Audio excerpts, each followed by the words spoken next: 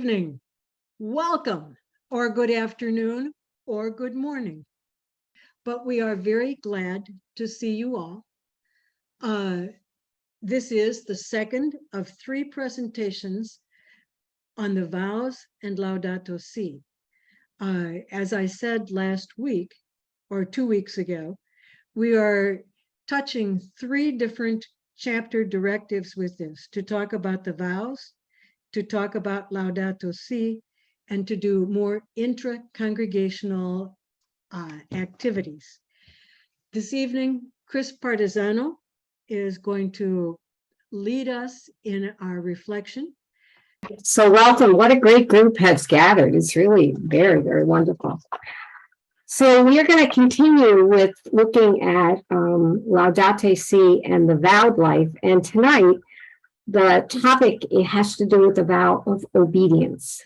And so I'm going to invite us, first of all, or as we begin really, into some quiet, prayerful reflection and a bit of just being with the fact that we gather as community, as sisters of St. Joseph, and in the presence of the loving God, as we continue to try to be that congregation of the great love of God.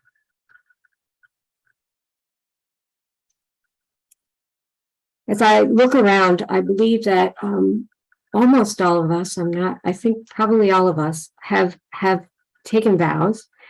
And we know that each year we renew our vows at various and sundry celebrations. And so I'm going to invite you to prayerfully say to yourself, as I say out loud for us, our renewal of vows. My God, I renew my perpetual vows of poverty, chastity, and obedience in the congregation of the Sisters of St. Joseph of Carondelet, hoping with your holy grace to observe them faithfully all my life.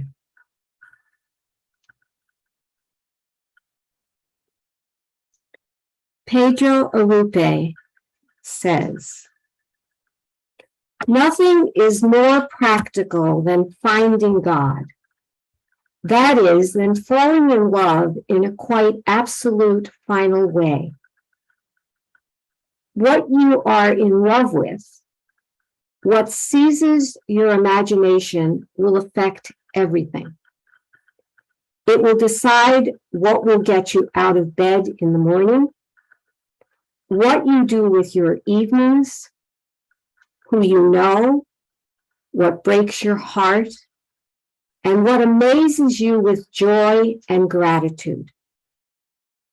Fall in love, stay in love, and it will decide everything.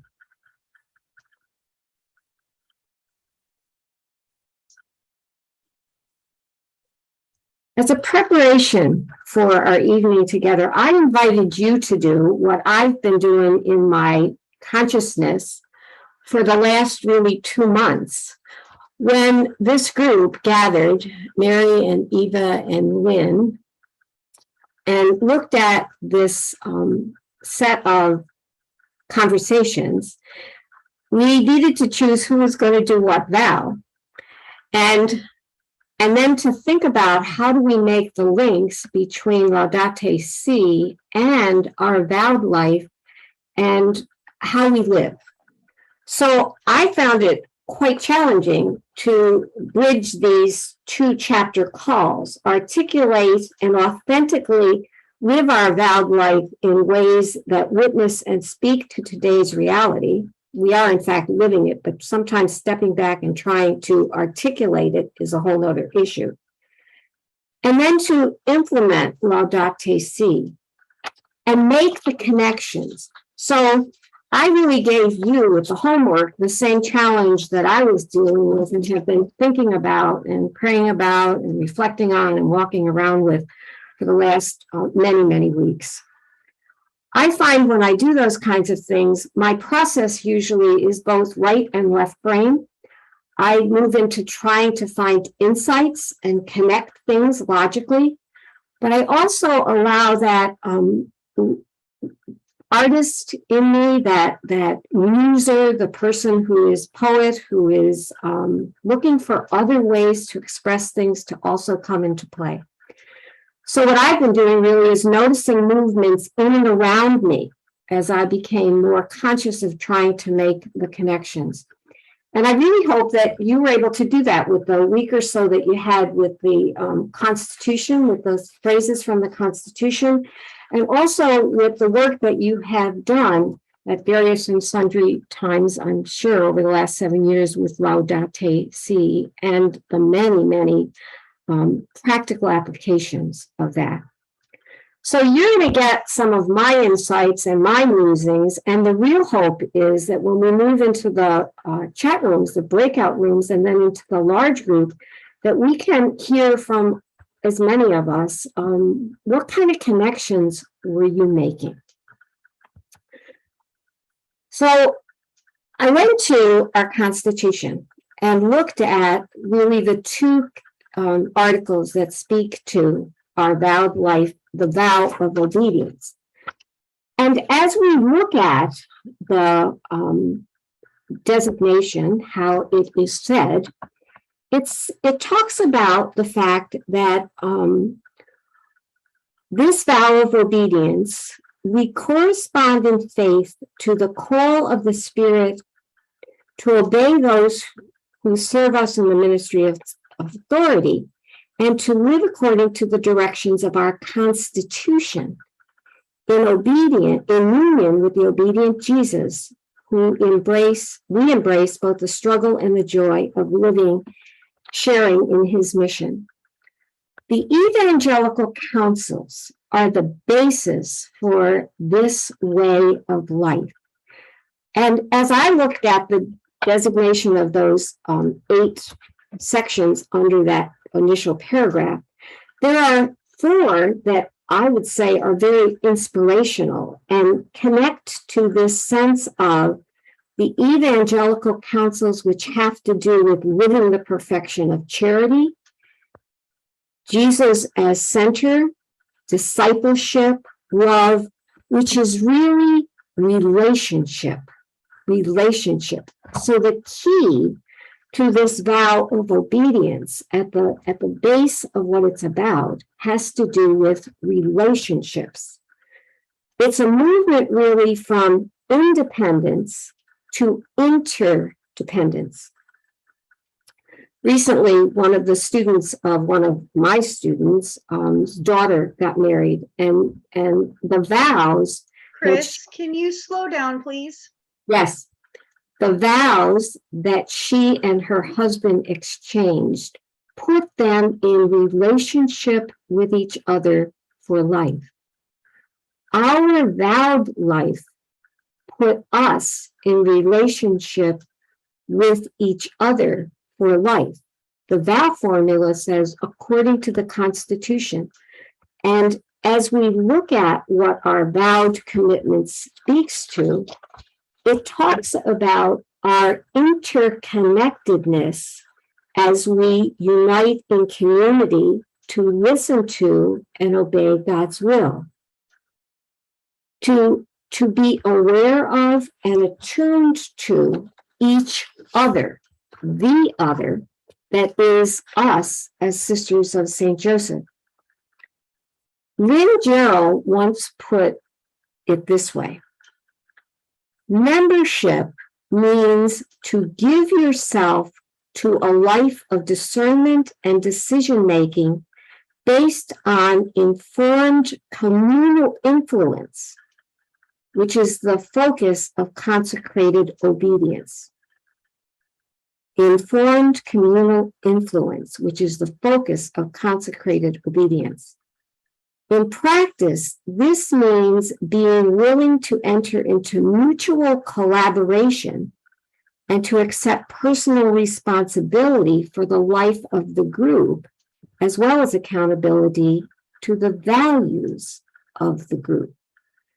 So our vow of obedience, I've now gotten in my head that really it's the key, and we probably all know this, But sometimes when we step back and think about things from a different angle, we get a deeper meaning or a deeper appreciation. So our vowed life, our vow of obedience, puts us in relationship to one another. The first four of the designations Article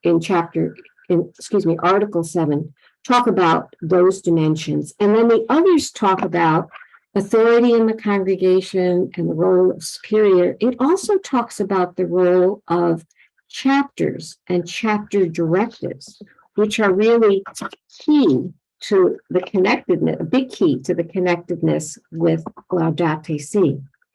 So there's the inspirational, and then there's the prescriptive dimensions of the vow, which have to do with the role of authority, superiors, rules, policies. And key for us, I believe, is the reality that chapter directives, chapter acts, is a mutual discernment that helps us to direct ourselves in a particular kind of direction. The document Laudato Si is the church's response to the signs of the times and to the reality of relationships also, but relationships with our common home. That document is also both inspirational and prescriptive. When we look at the context of the community that Pope Francis is calling to our attention, the community context is the whole of the created universe.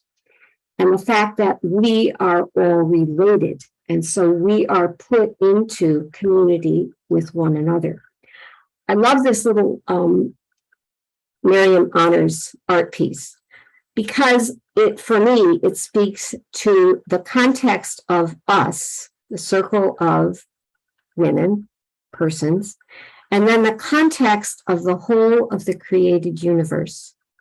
We are in relationship in that fashion. Laudate Si, we also know, has some responses in it or calls in it. And one of them that really struck me that I want to just call our attention to is number 53, when the Holy Father is talking about where we are in the world and in the universe today. He says this: never have we so hurt and mistreated our common home as we have in the last 200 years. Yet we are called to be instruments of God, our Father, so that our planet might be what He, God, desired when God created it and corresponds with His plan for peace, beauty, and fullness. Is that not what we're about as Sisters of St. Joseph? Laudato Si also offers examples that we see and hear about every day in the news. I don't know about you, but Laudate Si kind of comes right off the page almost every day for me, because as we watch the news, as we read, as we are immersed in everyday life, we can see the interconnectedness that exists between ecology, the poor, situations around the world. For example, the other day, so those of you that watched 60 Minutes, it talked about the drought that is existing in many, many parts of the world. And it specifically looked at the United States, China, and Europe. And then 5 minutes later, we were looking at segments about Fiona and Ivan and how these floods and these hurricanes and this imbalance in the world is destroying people's homes and lives. The interconnectedness of climate, of the world situation, and of the poverty of peoples is right in front of us. As I've spent time with the document, and I'm asking us all this, what have I heard, taken in, and allowed to widen my sense of relationships and interdependence. We know what relationship and interdependence means and looks like in our religious congregation. We are being asked to be more and more conscious of what that means for our being part of the community of the world. That's a huge part of what Laudato Si is placing before us. The movements that correspond in Laudato Si really correspond to the values and our worldview as CSJs. How am I growing in that? Am I growing in that? In Article 8 of our Constitution, I love the way the vowed life is spoken of there, because it's the logo of this particular series. It talks about our vows not in terms of poverty, chastity, and obedience as those words, but in words that we know very well. We love freely, we live simply, we listen attentively. A very large part of our living the vow of obedience has to do with discernment for us, which is really a life posture. Some of you may recall from your Latin days that the word obedience really comes from, or means, comes from a Latin word and a French word that has to do with to hear, to listen. For us, discernment is a life posture, and mission is the essence of our life. Specifically, the role of chapters for us, where the whole of us come together and discern what are we to do with the signs of our time and how are we to live mission. The role of the chapter is for us to keep us up to date, on target with the needs of the world and living gospel within the context of that world. For us, unifying love has been the most recent articulation of our charism. We are called to make decisions through the lens of unifying love, which has to do with relationships. So it's relationships, the context, and for us, listening deeply. The listening deeply is not just Carondelet, as we all well know. I was very, a lot of the work that I do is with working with other congregations and have been doing that for many, many years. Religious congregations have been on the forefront of being attuned to the reality of the crisis of the world and of the created universe. And so we, as Carondelets, have been talking about our relationship with each other in this world as long as I can remember, and our chapter directives do the same thing. In August of 2022, LCWR, which we know is the whole of the congregations in the US and Canada is also included in some of that, they said this as one of their directives. LCWR voted to renew the focus of its 2019 to 22 resolution seeking communion at the intersection of racism, forced migration, and the climate crisis. These three issues will again serve as the North Star for the conference. Women religious in the world, really, because USIG likewise continues to speak to the needs of the world as Laudato Si speaks to the needs of the world. Those are the North Stars for us as religious congregations, and really for the church in the world. Pope Francis's message for this season of creation is called Listen to the Voice of Creation. Again, listening.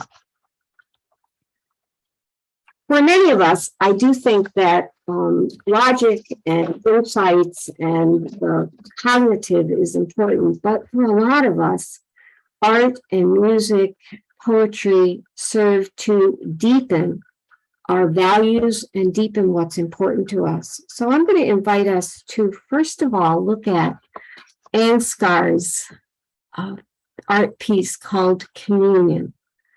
Some of you may remember that at the chapter in 2016 maybe, this print was a big part of what we continued to look at and be with.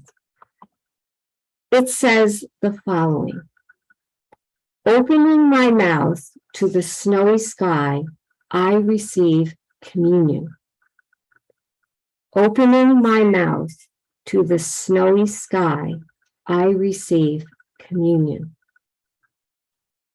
Unifying love. We are connected to this universe, to this gift of creation, to this common home, and we know it in many, many ways. I received the following poem that likewise spoke to me of listening, and it's by Gary Lawless. It's called When the Animals Come to Us.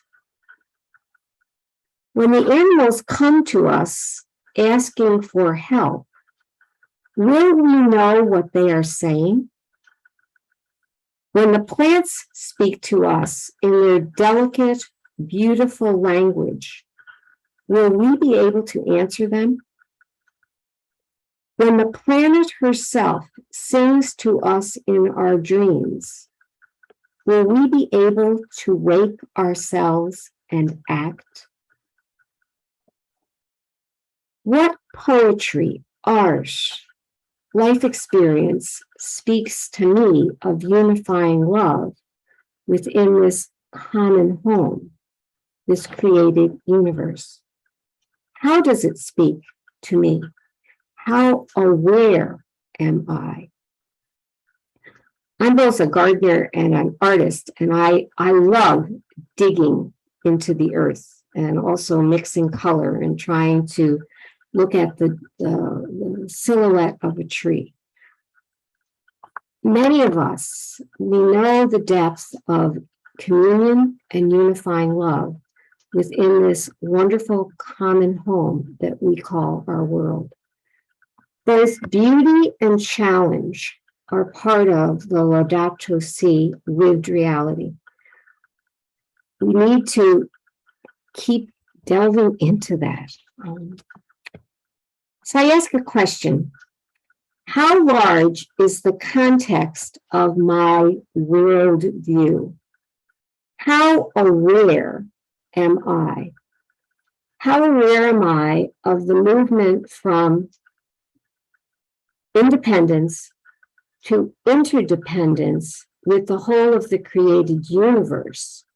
Am I in touch with?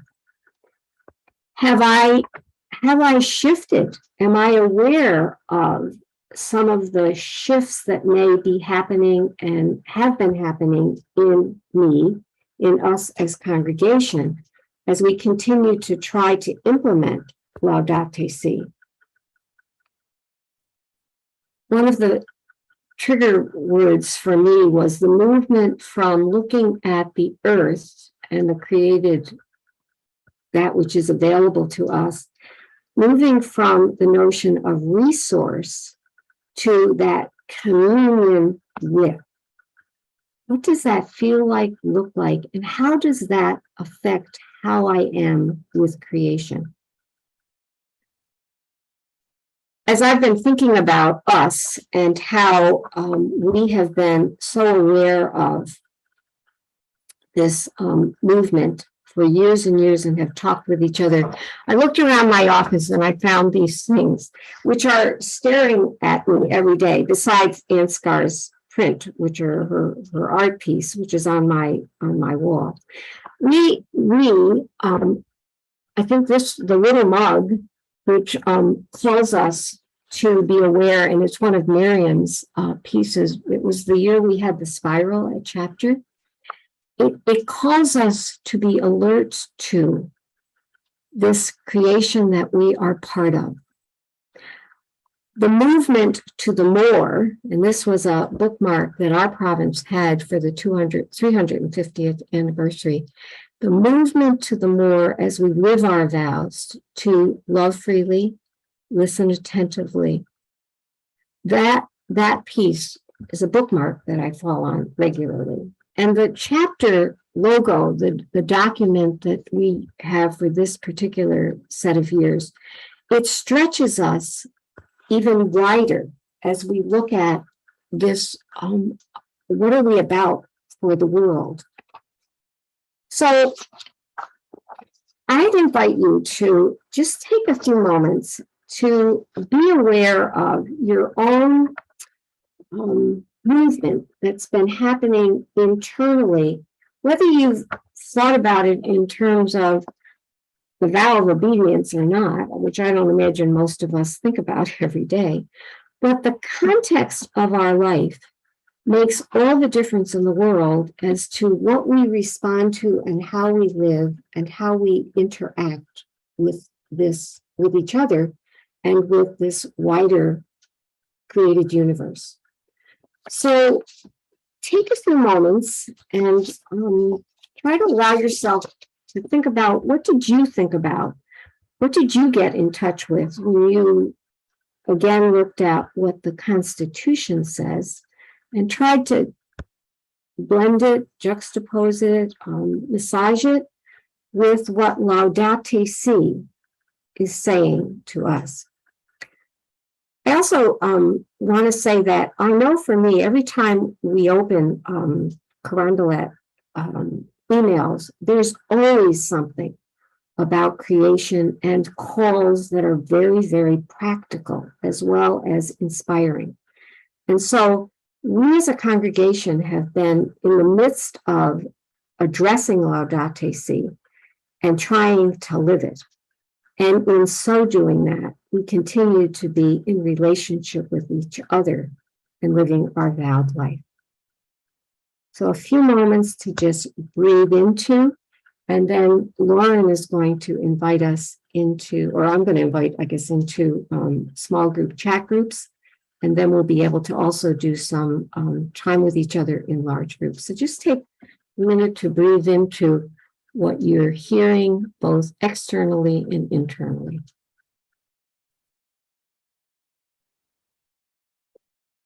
Chris, do you want to get us started?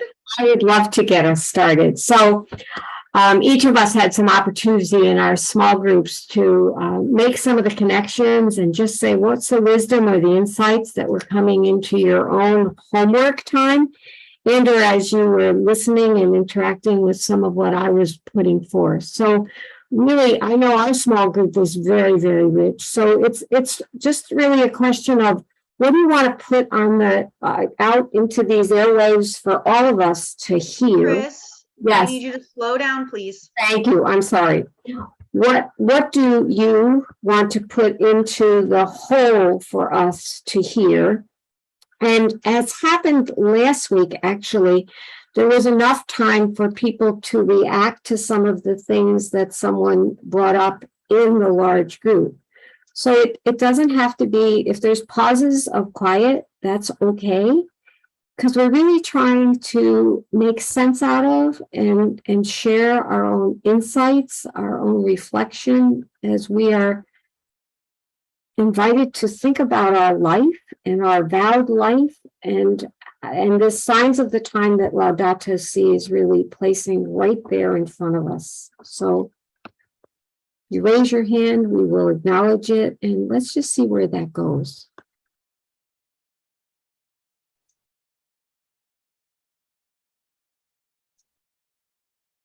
Yes, Patty.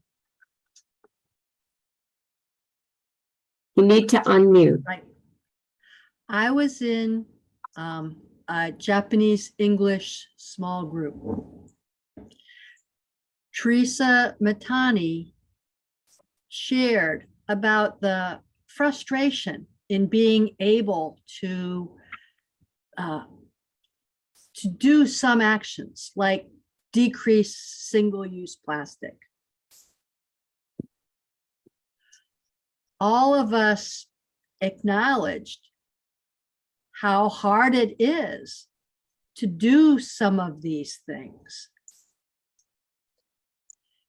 But I think the hearing from each other about what we are communally doing together across the globe made such a powerful difference of, yes, it's hard and frustrating, but together we're doing this for the common good. Mhm. Thank you. Thank you.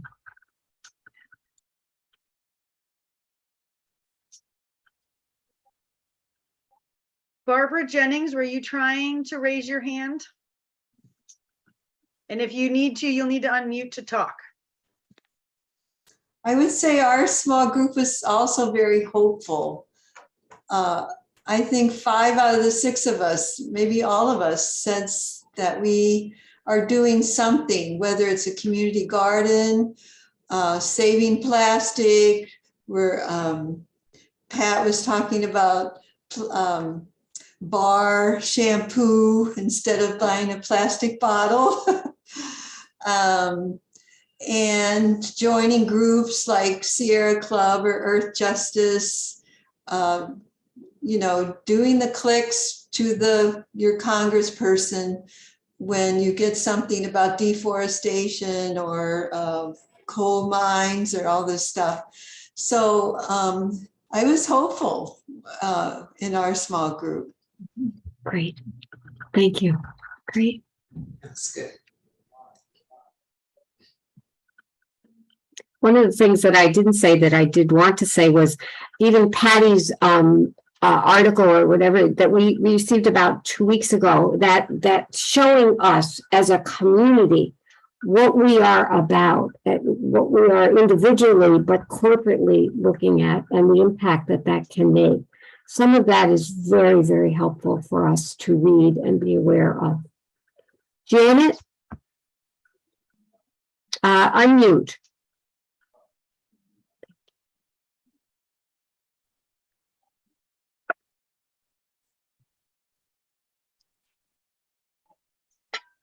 There it is. Okay, took us a little minute to find the place. Yeah.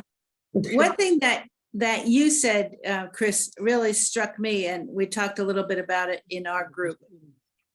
And that is that the importance of moving from the sense of resource, that the earth is resource, to seeing the earth as communion, and we're talking about our friends, and that we don't see our friends primarily as a resource. We see them as a companion on the journey.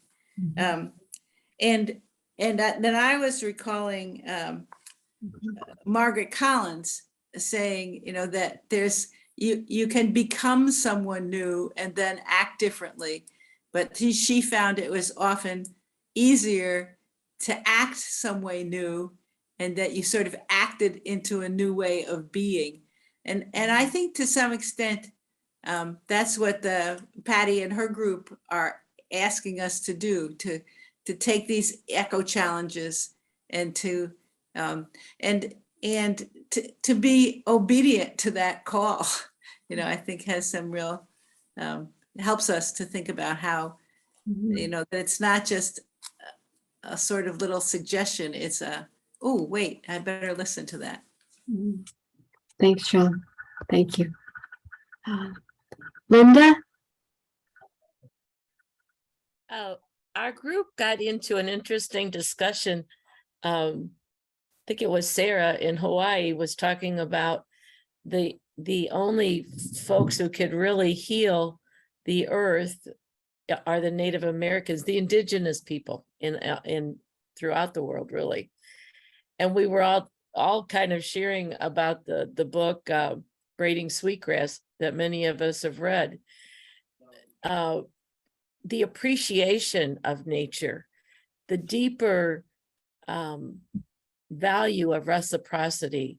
You know, we receive and we give to nature, and the values that indigenous cultures can teach us, moving from our one of dominating nature. You know, we're there to subdue it, so to speak. That's what we kind of grew up on. But that is not the teaching, particularly, of course, reading this book, I'm referring to the Native Americans in our country, but it's throughout the world. So we talked a lot about the wisdom that is there for us, and how much we're appreciating, maybe perhaps for the first time for some of us, what we didn't realize was right here in our midst. Thank you, Linda. As there's a lull, I'm going to read this little quote from Miriam Teresa McGillis that I fell on as I was doing some prep for this. And it does have to do with exactly what Linda's saying. The only way for us to heal, to recover, is to come home to the whole community of life where we live, where we regain the sense of the sacramentality of everything, where what we long for most deeply is touched. So that whole sense of interconnectedness and being attuned to that which is our home, which is actually, it's the name of Laudate Si, you know, it's our common home. What is that about for us? What's it feel like in us? And how are we growing in that?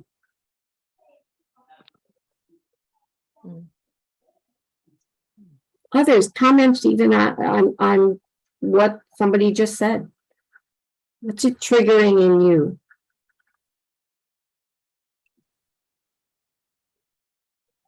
Linda Neal? Oh, Lynn, yeah, great. Sorry, I couldn't find the right hand, but actually that was the right hand because it was clapping. And I wanted to thank you, Chris. There are so many connections that you made. Really, a lot of good stuff to reflect on. I appreciated the connection to listening, and how obedience calls us to listen. And we're making the circle of listening wider and wider. The dear neighbor, one another, one of the sisters in our group talked about, you know, listening to our local community, which is often challenging, but and then the whole of creation, really listening. What is Earth saying to us? And there's big catastrophic ways that Earth is speaking to us, but there's also, I think, very subtle, sweet ways, like Linda was saying about the beauty of Earth. And I noticed that sometimes when I go out for a walk, I make a telephone call and I don't pay attention. I listen to the person I'm talking to, but I don't pay attention to the trees and the, you know, and I don't do a gratitude walk when I do that. And to really listen to Earth, I have to just put down the screens and tune in. So, but thank you so much, Chris. Yeah, welcome. Noelle?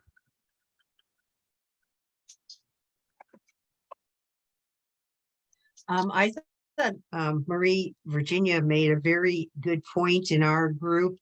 She said we have to listen to the consequences of the abuses of the earth and of people to be able to change our behavior or change the situation. And that's here to look at than a whole big thought of global climate. The word abuses and consequences have more tangible ways of dealing with it. And Phyllis was saying she was reading, I think in Omertu, we have the urge to merge.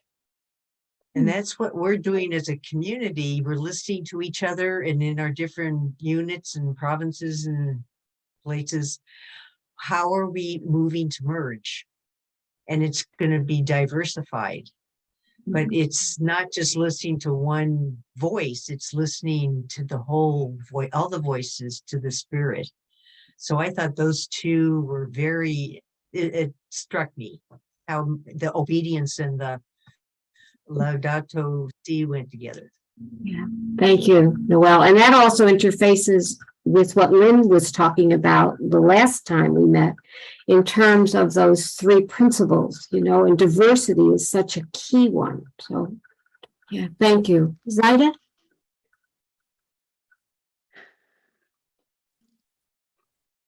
Thank you, Mary. Gracias, Mary, por la traducción. Voy a procurar ser lenta.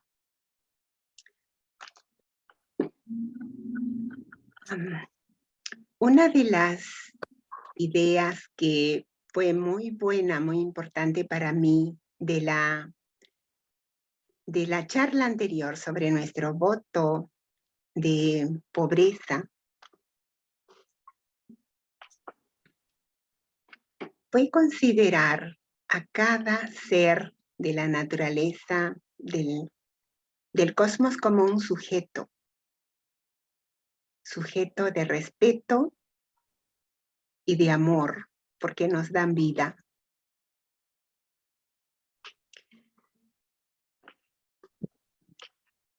El cuida,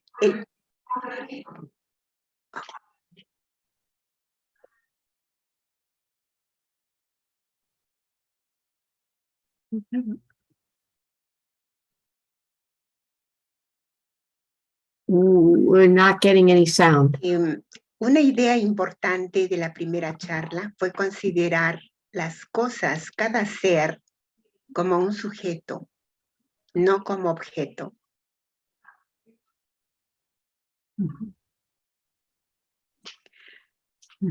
Esto significa amor y respeto por la Madre Tierra.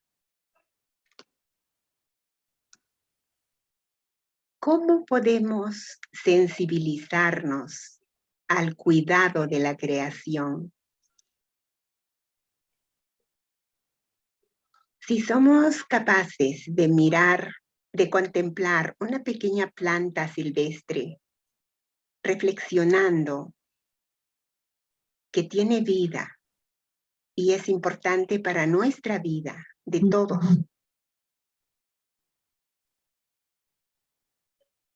Esta sensibilidad nos lleva a ser sensibles con el prójimo y con nosotras mismas. En nuestro compartir del grupo pequeño, Matilda habló de dos cosas muy importantes.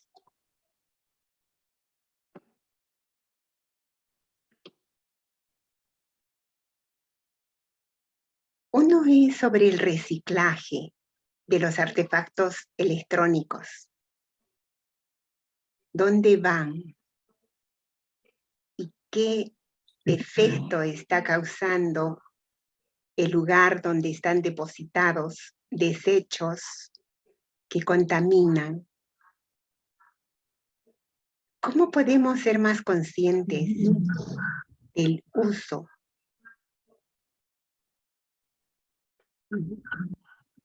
El otro aporte era sobre la ropa. ¿Cuánto consumimos de ropa? ¿Y dónde va toda esa ropa que no se usa? Son dos cosas sencillas, pero que son parte de nuestro aporte para el cuidado de la creación. Creo que es importante conectar los puntos para nosotras ser más conscientes de un real cuidado de la vida. Pues estamos para cuidar la vida y esta es la obediencia al espíritu. La obediencia en el cuidado entre nosotros de la vida. Gracias.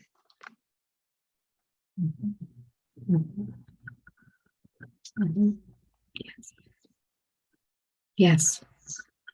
Thank you. Thank you. That's that interdependence. It's the integral ecology. It is all of that. And then the very, very practical pieces that you just named for us, Saida. Thank you. Thank you. Samara? You need to unmute. Few days ago, I had gone to the Paramount Life Center, and we had a very good kind of a workshop and kind of a mini retreat there. And that was the main topic was ecology. One of the points which I liked very much, and it was not in my conscious, I want to explain that on this bigger level in a big platform, was that we sometimes do not care of the bushes, wildflowers, and just a simple plants. We take them as a weed and we pull them and just try to get rid of them.